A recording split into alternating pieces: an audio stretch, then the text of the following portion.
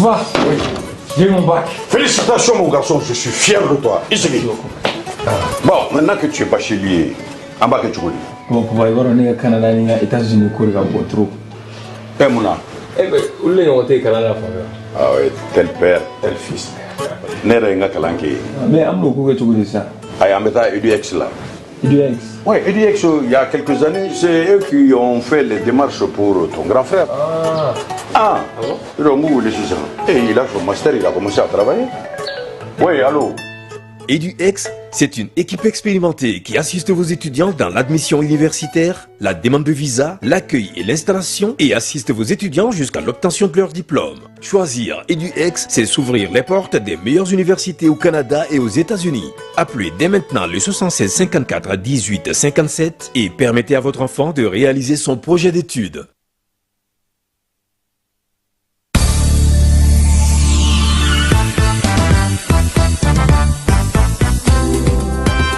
L'Association des anciens footballeurs maliens vivant en France est heureuse de porter à la connaissance du public sportif national et international qu'elle organise la finale de la Coupe du Mali de la diaspora le dimanche 22 septembre 2024 à Livry-Gargan. Placée sous le haut parrainage de M. Salah Ababi, président de la Ligue de football de Tombouctou, la finale de cette 7e édition opposera le FC Sundiata et le FC Kabati au stade Alfred Marcel Vincent à partir de 15h, heure française. Mais avant, un lever de rideau, un match gala mettra aux prises une sélection de la diaspora malienne à celle de la Guinée à 13h. Et tous au stade Alfred Marcel Vincent à Livry-Gargan le dimanche 22 septembre 2024 pour assister à la grande finale de la Coupe du Mali de la diaspora entre le FC Sundiata et le FC Kabati. Le tout sous la haute présidence des autorités diplomatiques du Mali en France. Une seule adresse, 43e avenue du Marshal Leclerc, 93 190 Livry-Gargan en région parisienne. Alors, Maliens de la diaspora, ne vous laissez pas raconter ce grand événement sportif.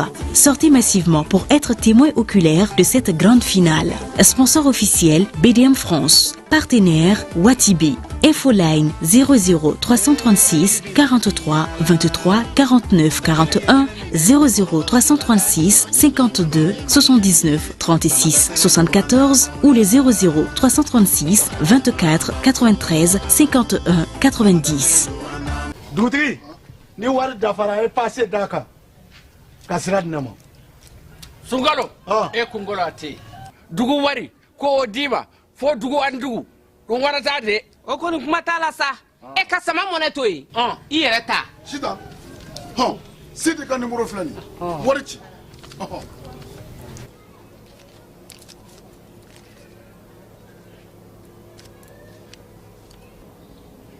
Wari sera.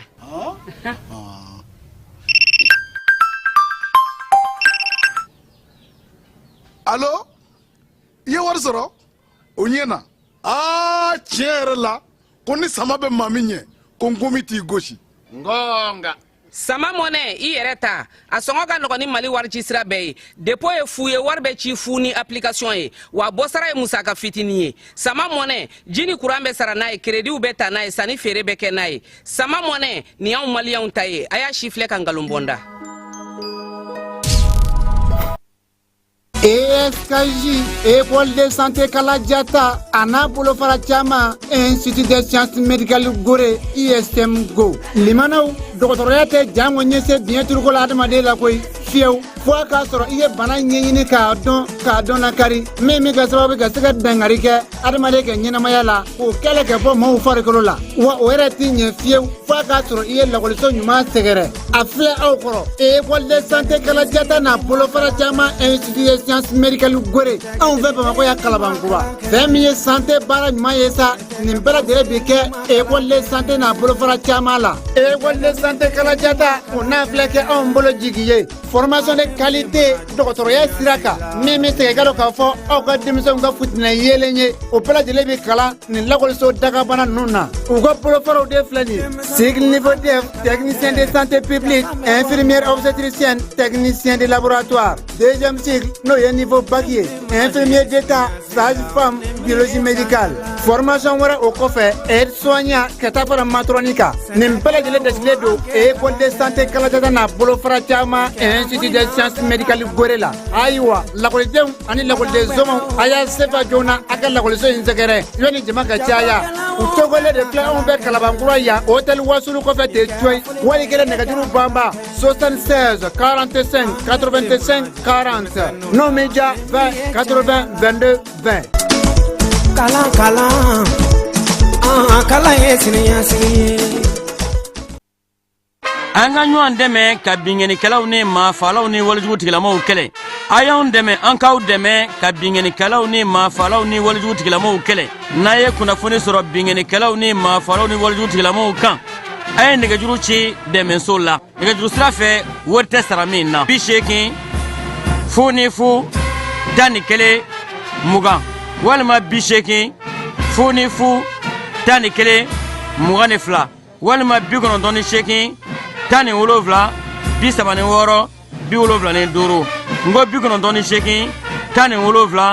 75 ngo 98 17 76 45.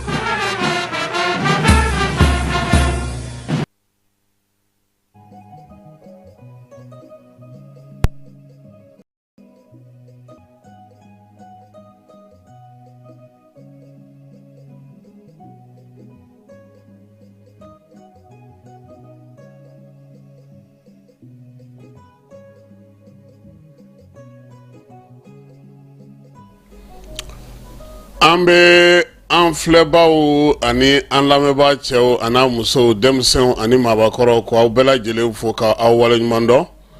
aw ka jani sugandili la yaasa ka se ka aw ka kibaruyaw sɔrɔ k'aw to aw sigiyɔrɔw bɛɛ lajɛlen na Mali kɔnɔ ani Mali kɔ kan nɛgɛ kanɲɛ 18 ale tɛmɛna ni miniti 4 ye Bamakɔ kɔnɔna na yan Falajɛ Carrefour la o heure kelen don ni waati na min ye Burama Jara ale ka guakɔrɔla la gendarmerie ale kɔnɔna na kɛba wulujugu umaraba o ye ale ye wula in na an wasale an kunna wolole an nisɔnjalen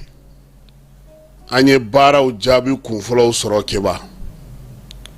an tun ye minnu fɔ sɔrɔdasiw ye ko kɛ min ka jugu o bɛɛ ye keba mama yi kunda aéroport kan alu sena samara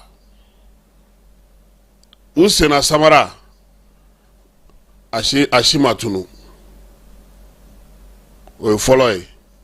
minnu tun b'a fɛ ka taa cité la n'o ye cité administratif ye keba maa kelen a ma kisi olu la maa mun yɛrɛkɛra o ye minnu nana yan de keba dɔ kumakan b'an bolo an n'o di maaw ma kibaruyaw fana na an na kɔnɔna kibaruya dɔw di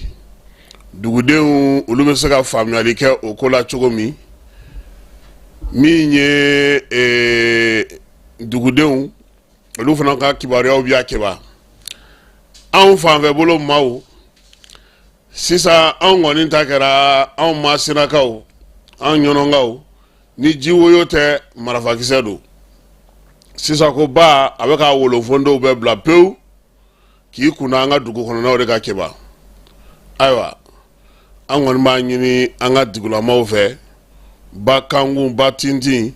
ba bolofara u ka yen bɛɛ ye ka yen to yen sabula ji bɛ ka min kɛ ɲinan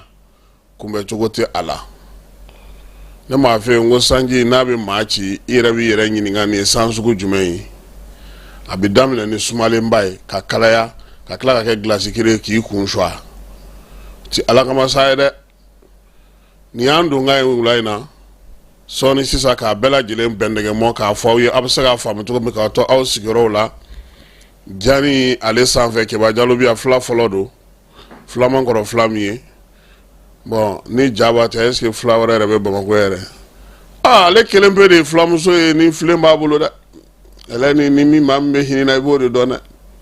dɛ a barika ka surun da la nka a t'a fɔ gansan Keba tɛmɛ n'a ye.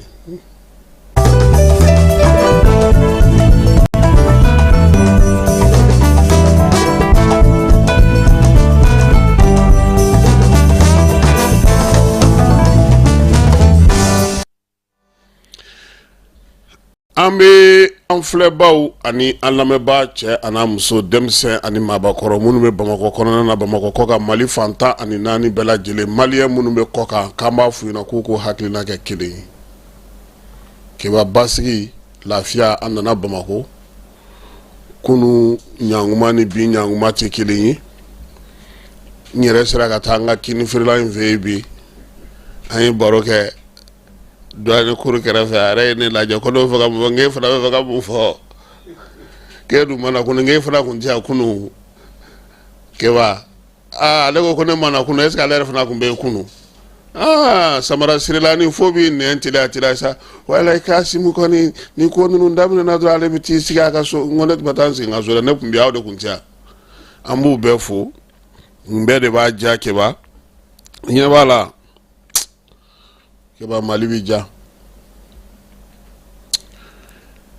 ja fo ka jabali ɲɛ bɔ a fɛ wa an tɛ kɛ jugu sago ye an ka sɔn dɔrɔn an ka tiɲɛ fɔ an ka baara kɛ bani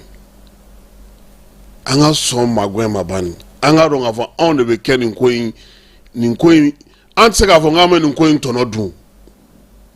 an ka n'o bila an kunna an ka sɔn bani anw ka magwɛn kɛ anw ka degun kun an kɔw ka lafiya sɔrɔ kebal ne tɛ jigi mɔgɔ la minnu bɛ kuma kirikara nin fɔ ne t'u olu jate yɛrɛ n'i sɛgɛnna i b'a dabila o n kɔni bɛ ko kelen kɔni dɔn pôle spécialisé pour la lutte contre le terrorisme keba u y'an enquête dayɛlɛ tɔw bɛ kɔ kan olu k'u puluku n'a ye e k'i ta kɛ yan i jija a la dɛ n'i welela maa si tɛ t'i delili kɛ i ka ko la maa si tɛ wuli ka jɔ a ko la wa keba bi Mali radio privé Mali télé privé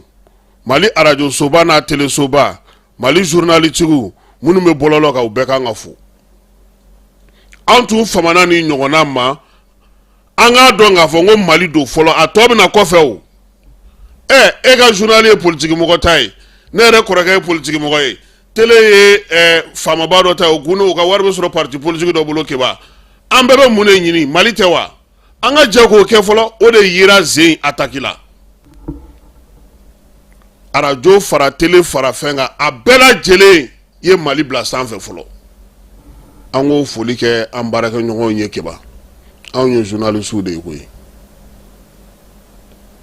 kuma dɔ la an bɛ fɛn dɔw fɔ a ma ni mɔgɔ caman ye dɛ nka ni tiɲɛ nana an ka tiɲɛ fɔ a bɛ digi an na mɛ n'an y'a tiɲɛ fɔ o kunbɛ ka di ni mɔgɔ taara bɔ an nkalon kalama dɛ kunun k'o sɔrɔ ne ka téléphone ma da koyi ko fo n ka aéroport ko de ɲɛf'u ye n ko a ti dan ta fɔlen ma a ye min mɛn an t'a dan o ma an ka kɛrɛfɛ kuma bɔ a la téléphone enregistré ko bɛ yen bi fɛn bɛɛ bɛ yen bi kɛba an bɛ journalistes fo an bɛ kunnafonidilaw fo minnu yɛrɛ bɛ bɔlɔlɔ sira fɛ fana an b'u bɛɛ fo k'u waleɲuman dɔn kɔ kan ani yan faso u y'a kanu zen an k'an jija an ka nin kɛ a tɔ e tɛ ne balo ne t'e balo ne t'e ka journal fɛn cogo dɔ e tɛ ne ka journal dayɛlɛ cogo dɔ kɛba ko wɛrɛ ye sa dɛ mɛ ni Mali kɔni nana an ka jɛ k'o lajɛ ne kɔni ye min ye n bɛ se ka fili dɛ parce que ko kɛra cogo cogo dɔw bɛ yen hali ni ko ka Mali ci sini u b'a fɔ ko e yɛrɛ mɛnna ka sɔrɔ i m'a ci o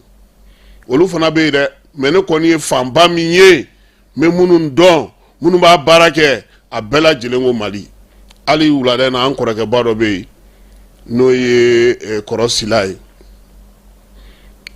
Sɛk Amala Sila lobu ɲɛma a ye sɛbɛnniba dɔ kɛ ka d'an ma k'an k'a bayɛlɛma bamanankan na sini an b'a bayɛlɛma mɔgɔw ye an b'a fana fo tiɲɛ don a ka journal bɔra ntɛnɛn don ale tɛ bɔ tuguni fo ntɛnɛn wɛrɛ nka yan'o cɛ miirina mun b'a la ani bilasirali minnu b'a bolo a y'a sɛbɛn keba su in na an b'a bila an ka bɔlɔlɔ sira fɛ sini sɔgɔma an b'a bayɛlɛma mɔgɔw ye journalistes k'u fo k'u waleɲuman dɔn ka cɛsiri n'u ka timinandiya la n'o tɛ anw yɛrɛ fana ka aide tigɛlen don dɛ kabini Buwatile fo sisan k'a fɔ ko impôt mɔgɔw k'an mago to dɔɔni o bɛ fisaya an fana ma n'o tɛ ni olu jɔlen da la f'i wɔsiji bɛ tigɛ journalistes sɛgɛnnen don sisan dɛ walayi e ma ye an ka journal caman tɛ bɔ a radio ninnu programme bɛ a ma nɔgɔn quoi mɛ a bɛ ɲɛ ala sɔnna a ma n ko basigi ani lafiya keba o nana sabula maa caman tun bɛ yen olu tun y'u sigiyɔrɔw bila k'a dɔn k'a fɔ ko degun o kɛra Bamakɔ min ye an ka gendarmerie ale masuruna na a n'a kɔnɔna na gɛlɛya kɛra ye an ka pankuru jigin kɛnɛ fana na kɛba gɛlɛya kɛra ye nka maa kelen tɛ yen ko min taara waleya cɛjugu kɛ pankuru jigin kɛnɛ na k'o sera ka bɔ a tɛ yen minnu fana kun groupe labɛnnen don fana k'u bɛ taa cité administrative fana kama parce que i b'a dɔn ko mɔgɔ ninnu ka ko in bɛ cogo min na ni yan kun jar'u la o tun b'u ɲɛsin fan wɛrɛ de fɛ donc an bɛ armée fo ka jamanadenw yɛrɛ fo u ja ma tigɛ u ma siran Bamakɔ kɔnɔna na bi baara kɛra a kɛcogo la an bɛ se ka mun fɔ mɔgɔw ɲɛna école de gendarmerie ale ni aéroport basigi nana aéroport yɛrɛ baara daminɛna ye sɔrɔdasiw kɔni ye wulikajɔ to sen na an b'o fana fɔ mɔgɔw ye sisan n'i bɛ taa aéroport la n'i ka vol b'i bolo joona heure 2 don i n'i ka vol cɛ dɛ parce que sɛgɛsɛgɛliw bɛ yen sɔrɔdasiw ka baara kɛcogo falenna yen pewu dɛ an b'o fɔ mɔgɔw ɲɛna baara kɛcogo falenna pewu donc ni e ka avion ye heure min ye n'i delilen don i taacogo kɔrɔ min na kɛba ni avion jɛ o t'anw nɔ ye dɛ a fɔlen filɛ bɛɛ ɲɛna nin ye i ka fɛɛrɛ n'i ka dabaliw tigɛ i ka taa contrôle minnu bɛ yen i k'olu kɛ mɔgɔw bɛ sɛgɛsɛgɛli kura de bɛ yen sisan yaasa min kɛra a ɲɔgɔnna wɛrɛ kana kɛ yen tuguni o mana tɛmɛ ka bɔ yen wolomasiri tabaw ka ɲɛmaa n'o ye baro kɛlɛtigi ye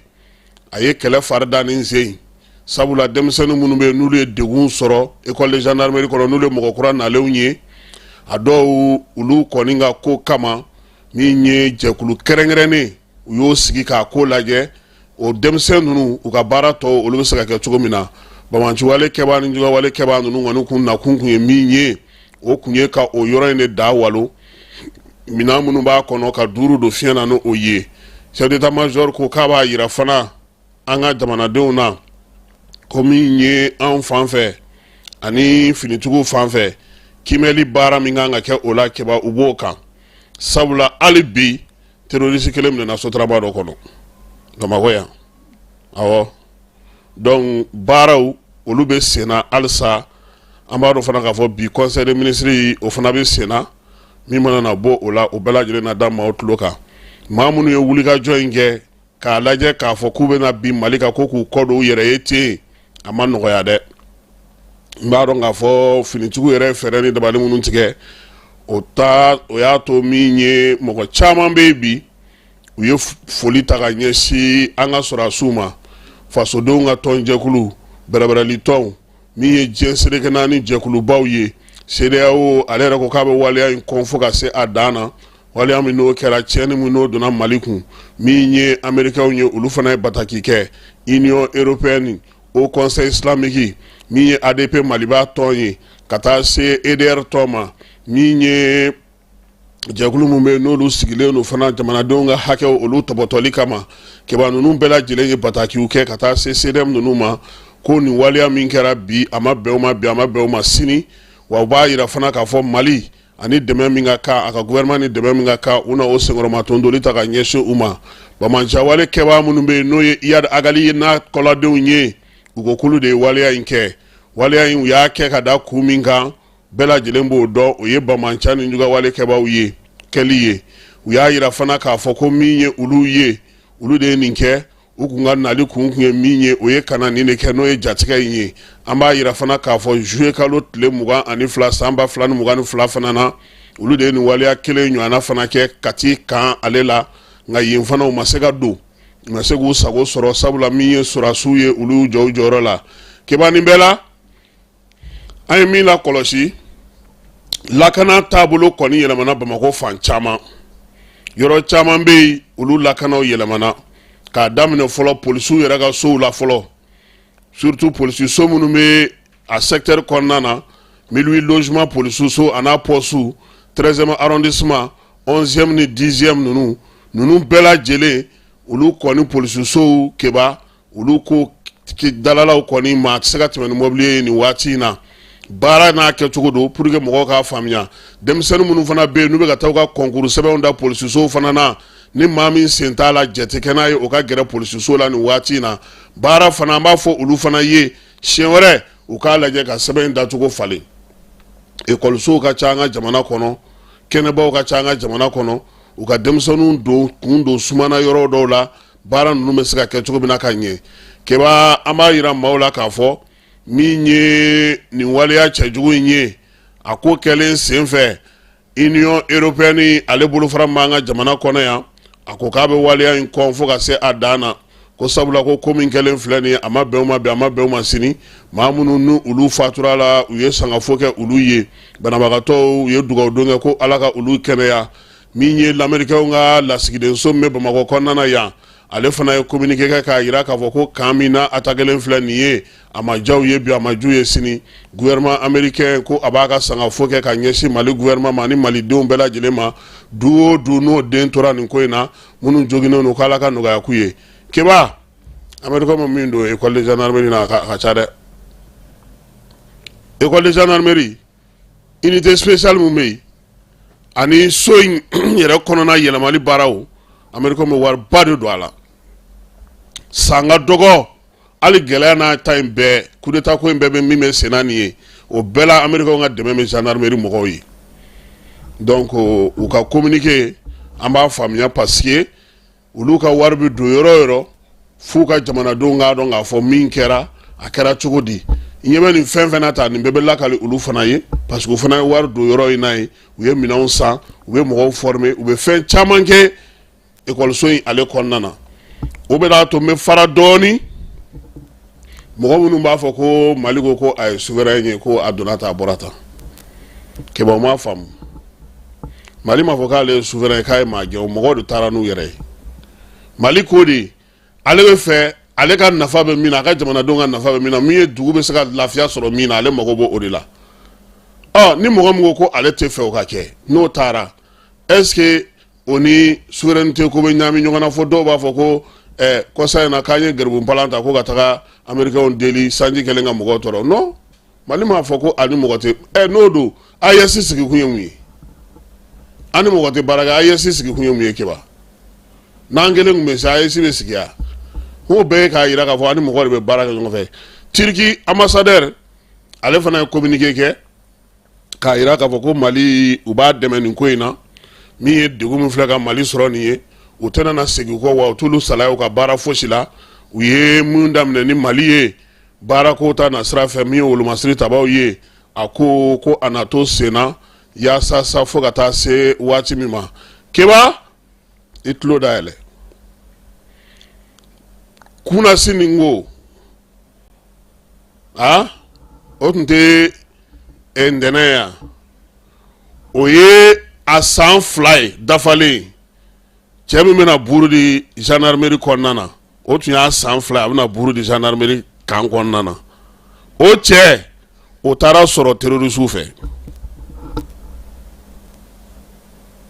min bɛna buru di gendarmerie la a tun bɛ terrorisiw fɛ marifa tun b'a bolo a minɛna a bɛ gendarmerie la ale ma fa dɛ ale minɛna est-ce qu'il y'a faamuya i ye ko in ɲɛ ye sisan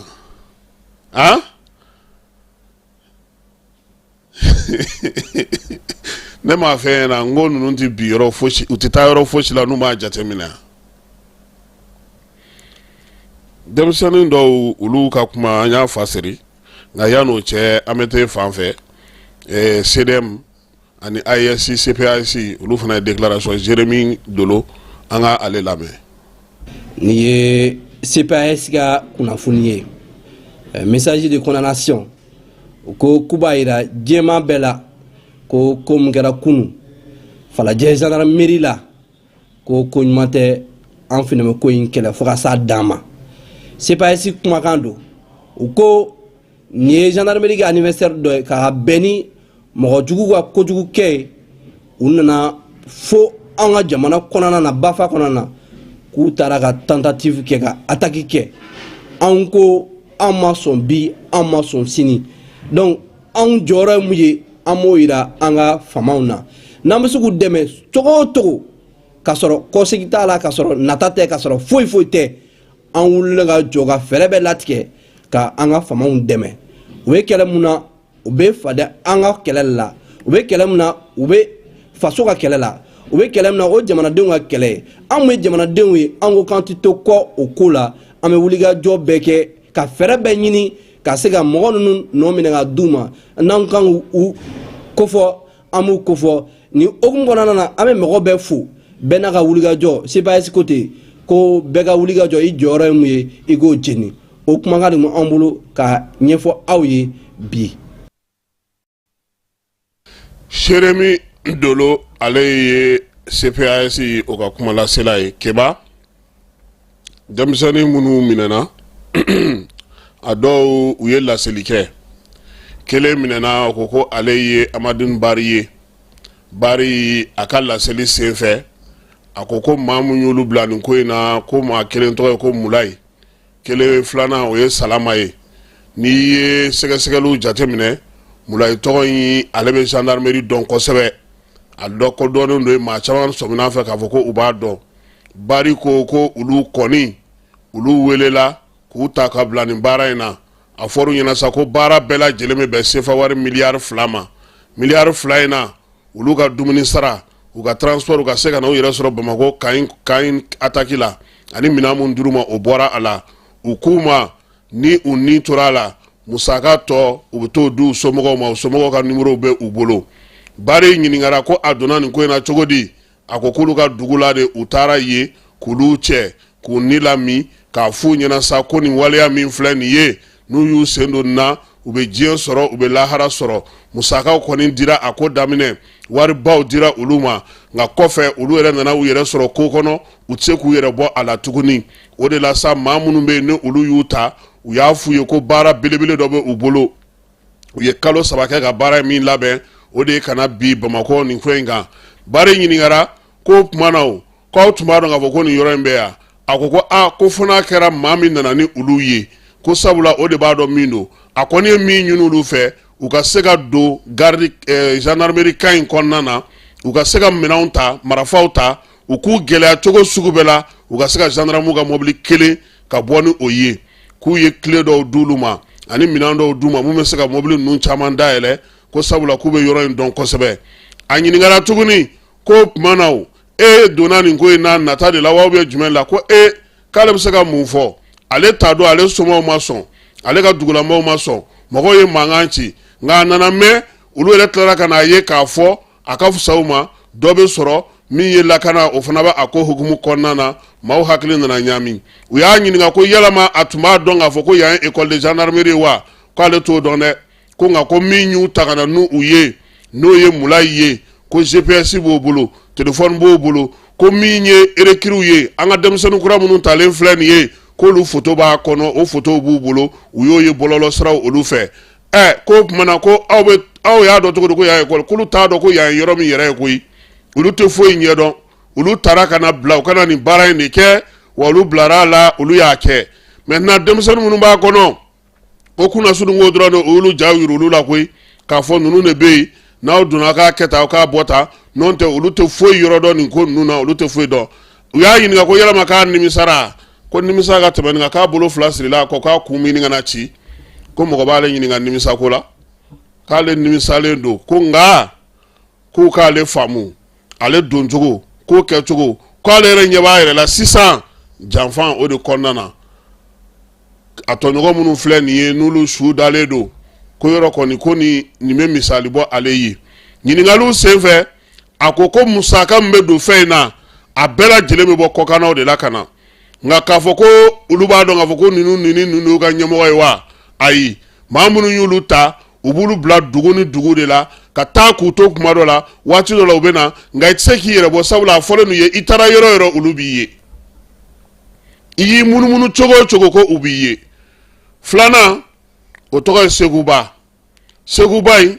a ko k'ale taara Nampala Al-Qaïda maaw fɛ k'a don a ma diya somɔgɔw ye, u ma sɔn a ma diya u ye, nka ale donna a la se foyi tun t'ale, ale de kɔni joginnen don kosɛbɛ parce que ale ɲɛ kɛrɛ bɛ pɛrɛnnen don. A ko se foyi tun tɛ olu ye, nka ni min filɛ nin u nana nin yɔrɔ min na nin ye ta nin y'ale yɛrɛ siɲɛ fɔlɔ ye ka na yan yɛrɛ min kɔni fɔra ale ye mugu ci wa sɔgɔmada fɛ yanni u ka na kabini 3h du matin k'ulu ye dumuni min kɛ k'o yɛrɛ kɔni tɛ i tɛ segin kɔ dɔn i tɛ hinɛ dɔn i tɛ fa dɔn i tɛ ba dɔn Keba denmisɛnnin fitinin mala ni bɛ san 20 bɔ a ka marifa yɛrɛ ka bon n'ale yɛrɛ ye nin ye kibaruya minnu bɛ yen Keba n'an y'olu ye bɔlɔlɔ sira fɛ ani an ye minnu sɛgɛsɛgɛlikɛla minnu bɛ ko in kunna olu dɔw bolo ani baara minnu bɛ senna bi finitigilakaw yɛrɛ fɛ yen ka se ka nin ko in bɛɛ lajɛlen ɲɛdɔn o kibaruyaw olu ye nin ye an bɛ taa fan fɛ maliyɛnw u y'u hakilina di attaque in na n'o ye micro trottoir ye an ka o fana lamɛn. Keba kuna attaque ma bɛn dɛ vraiment ne kɔni b'a condamner avec la dernière rigueur. C'est vrai que Keba de farafin k'u ɲɛɛlɛ sa farafin k'u ɲɛɛlɛ k'a dɔn Assimi ko tɛ président ko tɛ fo jamana ko de don ils sont en train de sacrifier la jeunesse africaine parce que u bɛ mɔgɔ bila nin na a bɛɛ jeune i b'a dɔn i bɛ taa fana i bɛ sa ne min filɛ ne ka so man ja turu la denmisɛnninw kabini fajiri bɛ ka message bila ne kun ko ne kana bɔ ko attaque bɛ ka kɛ. Franchement, j'étais sereine quoi. Ne wula, ne message kalan ne répond. Ne b'a dɔn à cette heure là, ça m'a sɔrɔ an ka faamaw ye situation maîtrisée. Tellement qu'une confiance est moula. An bɛ dugawu de k'u ye don o don Ala ka n'u labila jugu ye ya Rabbi mɔgɔ k'i sababu de bɛna an ka dugu wuli i bɛ Ala k'i sen n'i bolo siri k'i da an ka sɔrɔsiw ma. Ne tɔgɔ Jɛnɛba Kasoge. Ne hakilina ye mun ye kunu attaque la ne b'a fɔ n ko a ma bɛn attaque ma bɛn hali dɔɔni. Nga Keba mun yɛrɛ ka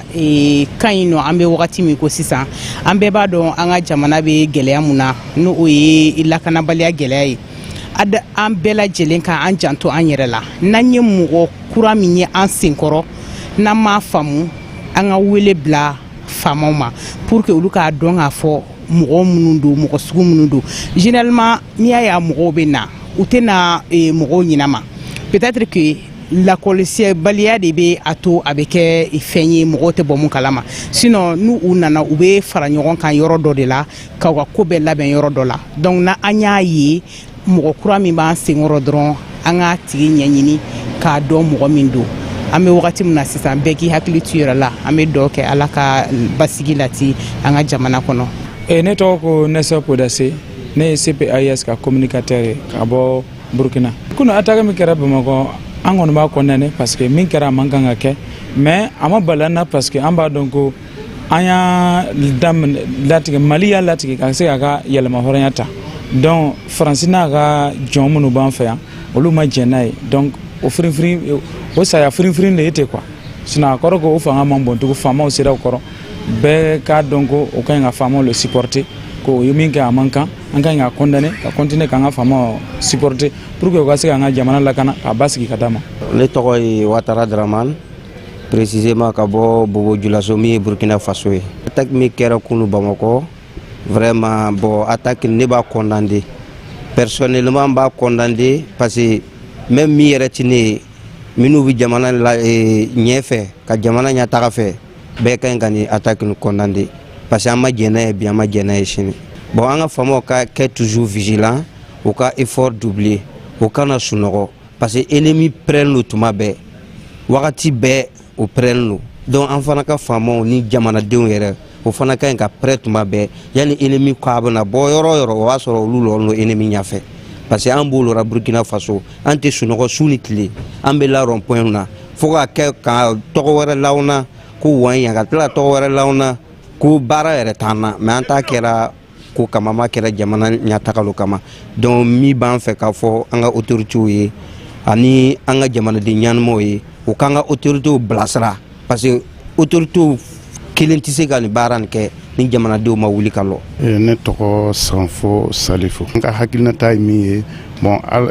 faamaw ka se k'o kɔlɔsi yɛrɛ la frontière la quartier kɔnɔna na siraw kan mobiliw kɔnɔ o bɛ se ka fɛn bɛɛ le kɛ ninnu bɛ se ka don mobili kɔfuru yɛrɛ la pour que ka se ka don jamana kɔnɔ o bɛ se ka fɛn bɛɛ le kɛ donc an bɛna kɔlɔsili nin kɛ fan bɛɛ fɛ population fana n'o fana ye fɛn dɔw ye o siginen bɛ fɛn min na mɔgɔ adamaden min na o ka faamaw signalé parce que n'an ma wuli ka faamaw dɛmɛ kɛlɛden tɛ parce que dɔw bi miiri la ko kɛlɛ dɔw t'a lo dɔw t'a tɛ dɔw yɛrɛ bi miiri la ko kɛlɛ min lo ko a banna ka sɔrɔ an ma étape foyi sɔrɔ fɛ parce que mɔgɔ minnu lo o ye labɛn kɛ san 60 ni kɔ o b'a lɔn ko ni ɲɔgɔnna bɛna na parce que o b'a lɔn jamana den dɔw bɛna na a bɛna na olu ka janfa nin ye a bɛna ban o de kama olu ye kɛlɛ nin labɛn san 60 ni kɔ donc san 60 ni kɛ ni mɔgɔ ye kɛlɛ labɛn i ye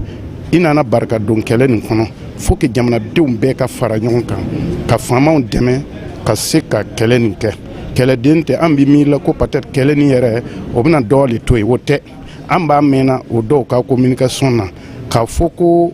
parce que o y'u ɲininka ko mun kama olu bi population faga ani dunan o k'olu ka ɲɛmɔgɔw y'a fɔ ko n'o sera ka dugu ta o taasira o kana mɔgɔ si to yen ni e min bi dugu kɔnɔ ko i b'o supporter bon n'u nana dugu ta o taasira est ce que i bɛ se ka f'u ɲɛna ko ele taara wa i tɛ se k'o fɔ donc a bi ɲɛ min na dɔrɔn an bɛɛ ka jija ka se ka faamaw dɛmɛ. bon ne tɔgɔ ye Mumu Sangare en réalité kunu attaque a ma bɛn an si ma. A ma bɛn an si ma ka kun kɛ jumɛn ye an dɔgɔninw ni an balimaw an y'a mɛn k'a fɔ ko caman ni kasarala ko la donc o bɛ ko o ko la c'est à dire que mɔgɔ tɛ se ka content n'o ye n'i ye jamanaden ɲuman ye.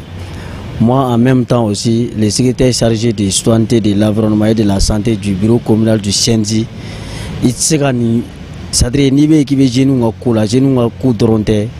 jamana yɛrɛ kɔnɔ k'a fɔ ko na attaque sugu ka kɛ vraiment a ma ɲa quoi a ma ɲa mais il faut qu'an fana k'a fɔ population ye c'est à dire que bɛɛ ka to autorité kɔ komi nu attaque bɛ kɛ hali Amérique n'o ye première puissance économique du monde ye attaque bɛ kɛ Russie la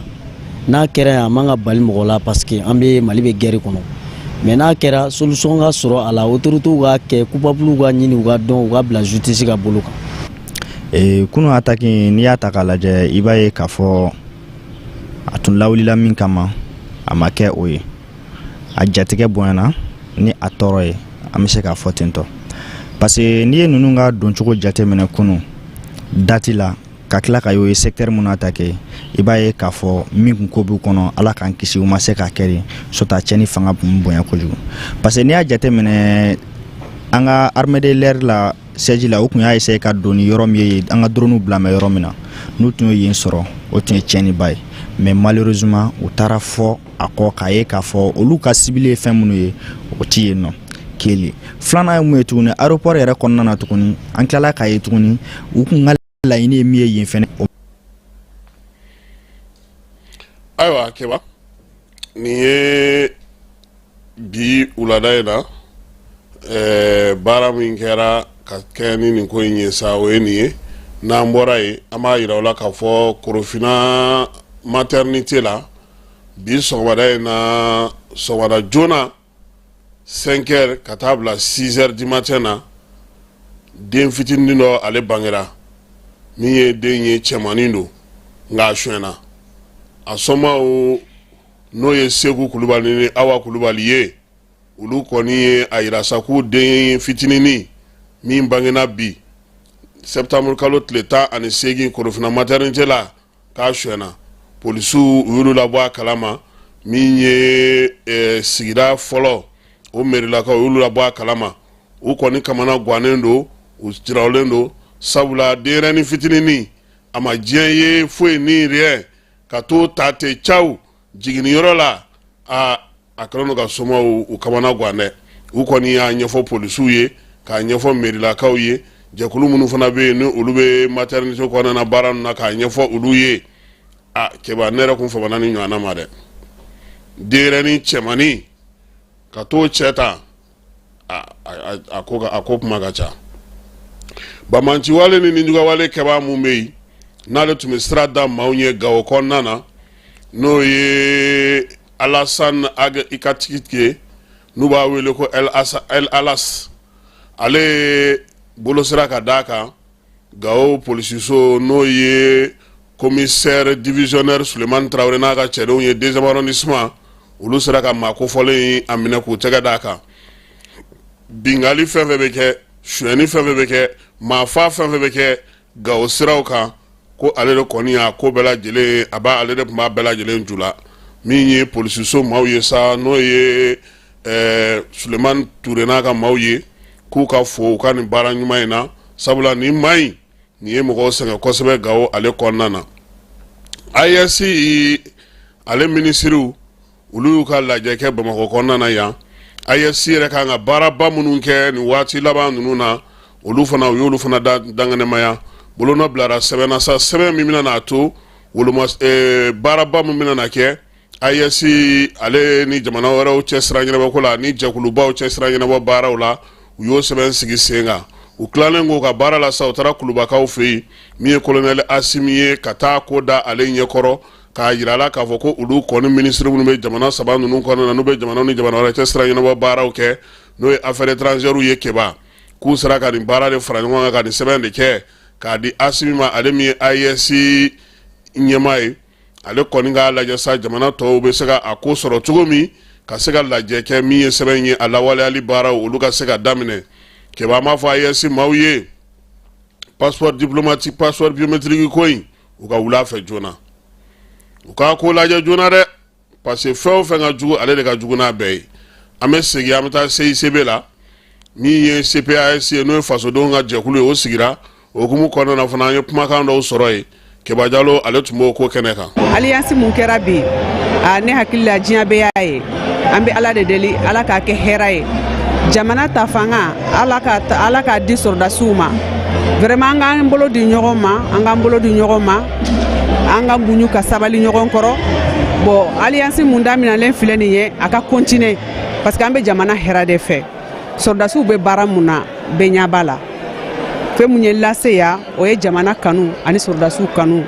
an bɛ kelen ye an k'an bolo di ɲɔgɔn ma toujours jamana bɛ se ka ɲata cogoya min na o jamana saba ninnu an bɛ se ka baara kɛ ka an bolo di ɲɔgɔn ma hɛrɛ bɛ don jamana kɔnɔ muso jɔyɔrɔ ka bon kosɛbɛ n'i y'a mɛn du muso de don dugu muso de don jamana yɛrɛ muso de don an n'an denw ni musow ye u cɛsiri jamana bɛ lafiya sɔrɔ jamana muso place jɔlen ka bɔ jamana kɔnɔ tɔrɔ an bɛ musow wele an k'an bolo di ɲɔgɔn ma an k'an cɛsiri ka sɔrɔdasiw dɛmɛ n'i y'a mɛn n'an farala ɲɔgɔn kan de jamakulu o de bɛ bin fɔ an mako bɛ Mali population la kosɛbɛ i ka sɔrɔdasiw dɛmɛ ka baara la autorité kelen tɛ se ka nin kɛ dɛ tubabu b'a fɔ ko tout ce qui n'évolue pas est appelé à disparaître fɛn o fɛn n'a tɛ taga ɲɛ a bɛ taga kɔfɛ i y'a fɔ cogo min indépendance fo sisan ko de bɛ ka évoluer an bɛ niveau min na bi AES de kan ka ko bɛɛ jira sisan bɛɛ dɔ kɛ an bɛ niveau min na an bɛ top de la bi a fɔ de ma ko AES an bɔlen don an bɛ bɔ o la o ye force de depuis fɔlɔ la an ka maakɔrɔw tun b'a fɔ ko denmisɛnnin dɔw bɛ na génération kɔnɔ mun bɛna ban tubabuw bolo k'u ta ɲini fo k'a sɔrɔ o waati de sera sisan an b'o waati de kɔnɔ voilà u ka jɛ u ka fara ɲɔgɔn kan hali bi u ka dɔ fara u ka dɔnniya kan y'a mɛn pour que mɔgɔ si kana don o ni ɲɔgɔn cɛ pour que ko bɛ se ka taga ɲɛ ok n de Salimu Jara ye i y'a faamu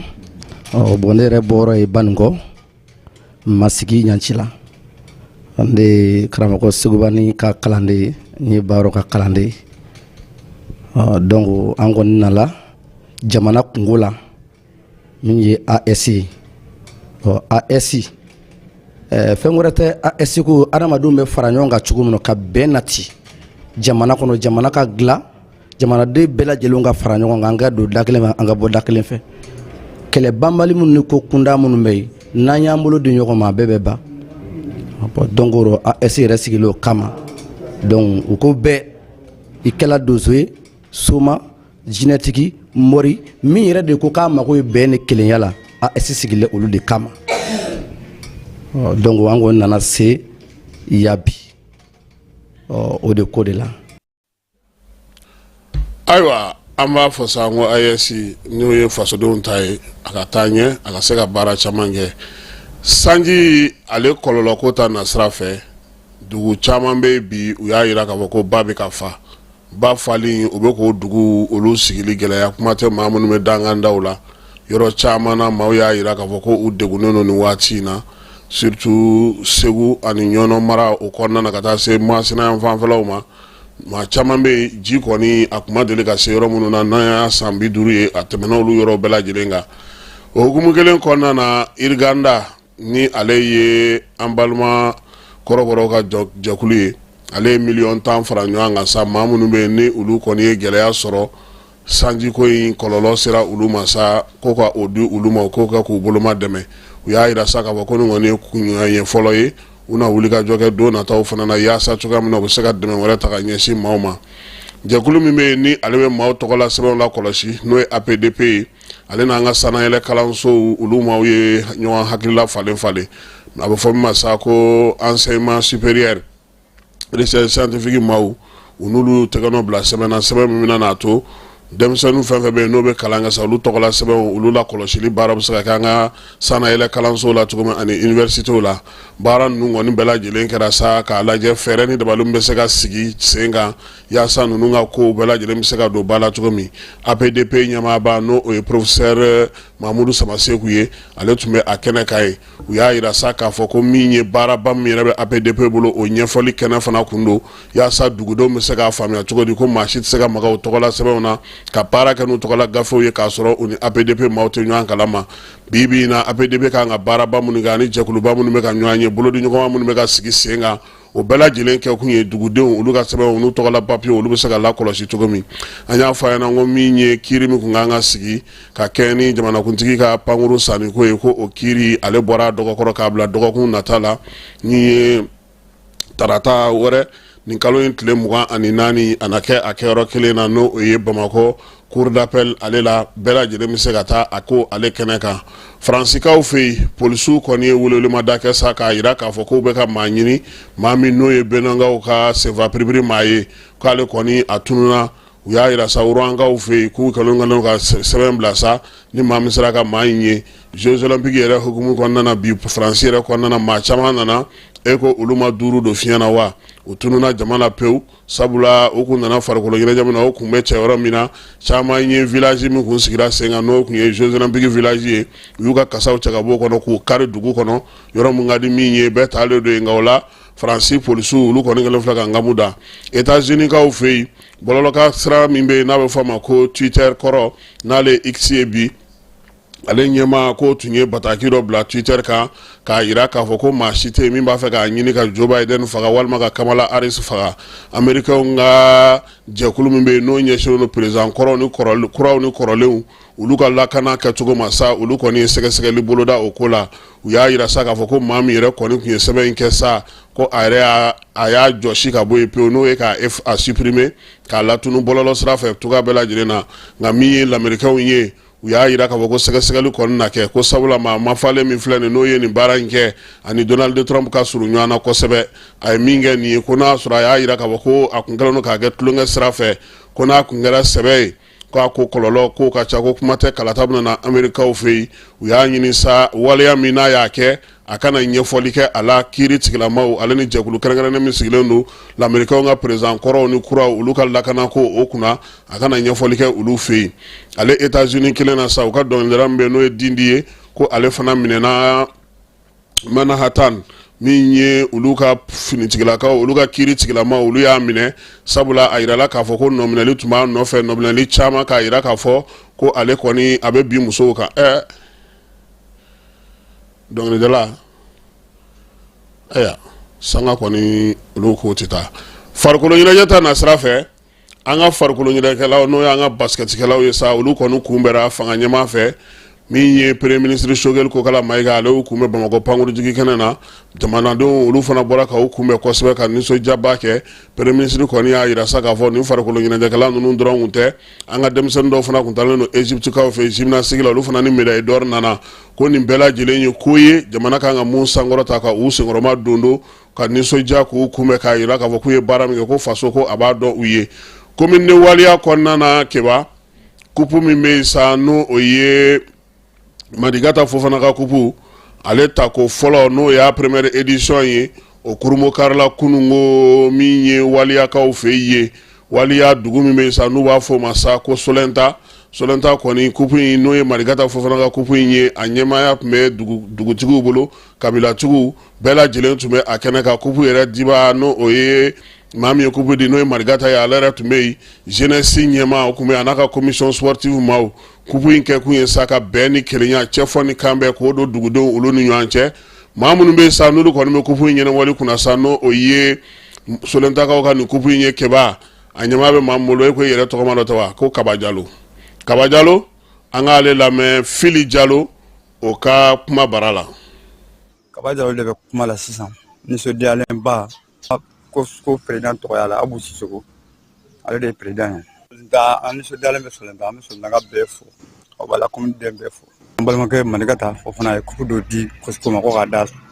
wala communautéw ni ɲɔgɔn cɛ mais kupu in bɛ tan Solenta dugu minnu b'an ka Badumbe Waliya Sugutali Tambafeto Solenta Jubeba Sekodunga o bɛ Mayina commune fɛ dugu ninnu de b'an ka kupu in tan denmisɛnninw o ɲɔgɔn ɲɛnajɛ kupu in kɛra sélection de ye ka dugu jeunes bɛɛ balontanna bɛɛ fara ɲɔgɔn kan ka tila fila ye donc a ma kɛ dugu ka équipe bɔ dɛ an ye balontannaw de fara ɲɔgɔn kan ka tila ka kɛ équipe wɔɔrɔ ye o équipe wɔɔrɔ de tilalen filɛ o de b'an ka kupu in tan voilà kupu in bɛ tan Solenta bɛɛ bɛ tan Solenta ni Ala sɔnna équipe wɔɔrɔ in an y'a tila ni ɲɔgɔn cɛ cogo min an y'a parce que école ta sera président donc équipe wɔɔrɔ in an y'a tila demi-finale directive de donc quart de finale t'a la voilà demi-finale directive de donc quart de finale t'a la donc n'i ye match de poule ban dɔrɔn équipe kelen bɛ bin fila bɛ qualifier ka taa demi-finale la directement donc o de dɔn an nisɔndiyara an bɛ bɛɛ fo ka bɛɛ waleɲuman dɔn ka kudala fana fo n'ale ye Marigata fo fana. Voilà ni bɛ a yira sa k'a fɔ farikolo ɲɛnajɛ ale bɛ banli fan bɛɛ ni waati in na kɛ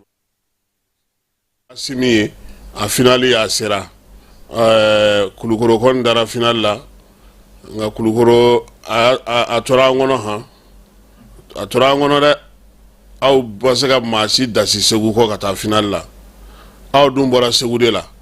bon comme a kɛra penalty temps ye o y'aw garisigɛ siɲɛ wɛrɛ ta an na ɲɔgɔn sɔrɔ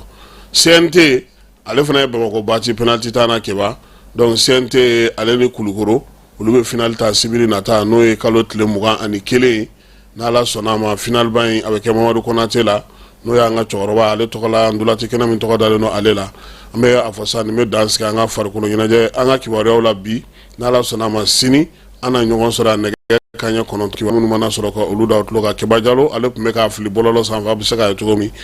a balimakɛ a n'aw denkɛ Kasim Tarawele ale tun bɛ kuma bara la a k'an bɛn sini ni Ala sɔnna ma.